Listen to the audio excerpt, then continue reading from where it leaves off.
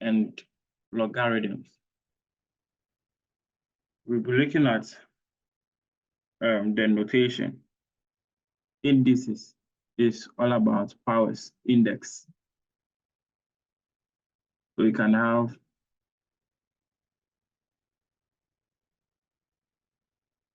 a to the power n, a to the power n as an index. So the n is our index of our power or the exponent. So we call the a here the base. You can call it power or exponent or index. Any of the three, you can call the n, the n, we can call it power, we can call it exponent, and the a, we call it base. So if you have, let's say, 2 raised to the power 5, we call 2 power 5, it's read as 2 power 5. That means 2 multiplying itself 5 times. So the power here tells you how many times is the base multiplying itself. How many times is this base multiplying itself? So this time, the base, that's 2, is multiplying itself 5 times. We are going to get 2 times 2 times 2 times 2 times 2. That's what it means. So 2 raised to the power 5 means 2 is multiplying itself 5 times. If you get 3 power, let's say 2, it means 3 is multiplying itself 2 times. That will give us 3 times 3.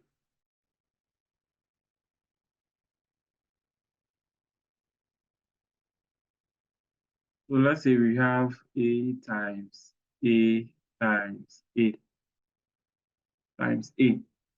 And you have to write this in index notation. To write this in index notation, we have all a's multiplying themselves together. So you count the number of a's that you have.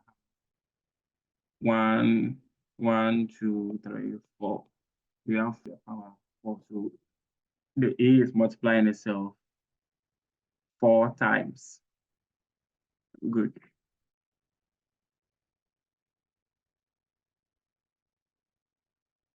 The basic rules of indices that we have, we can talk of 1, the multiplication rule.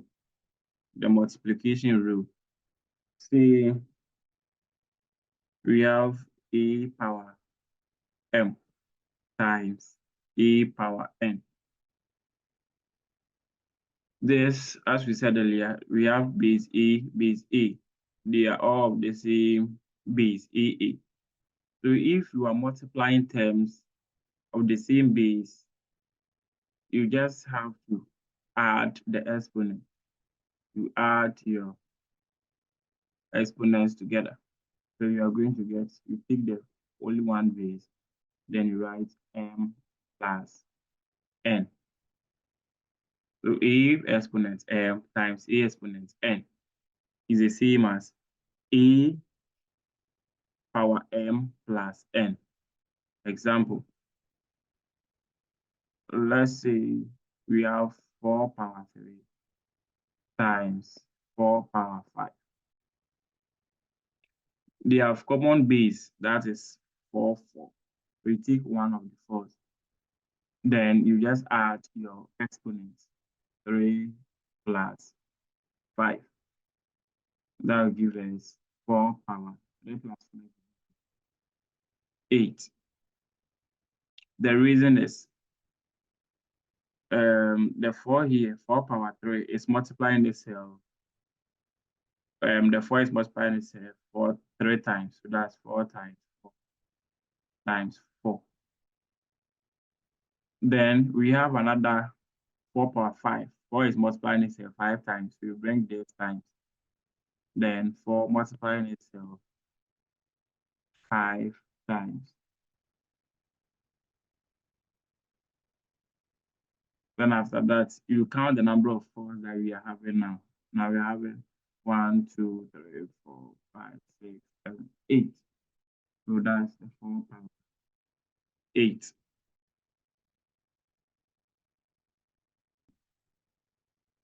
Quotient or the division law. Let's take the same one, the a power m, dividing a power n. Now this one, the same base, but they are dividing a power m divided by a power n. If it is division and they have the same base, you just subtract this one, you subtract the powers. You are going to get a power m minus n. A power, so if it's division, you just subtract the powers. A power m minus n. For example, 2 power 5 divided by 2 power 3. We are going to get 2 power 5 minus 3. That will give us 2 power 2. So if it is division, you just have to do your subtraction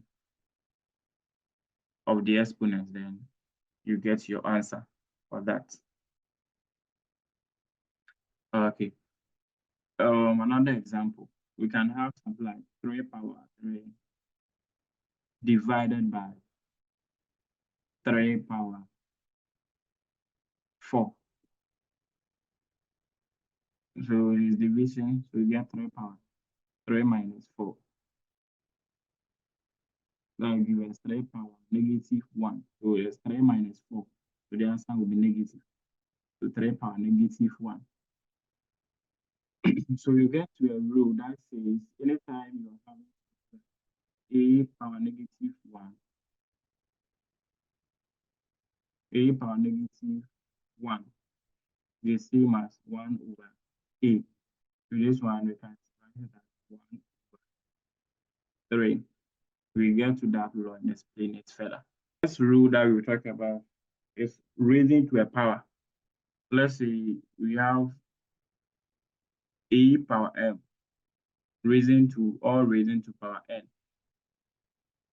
If you get a problem like this, you just have to multiply the two exponents. You just multiply the two exponents. You are going to get a power m times n. That will give you a power mn. A power mn. Example, 2 power 3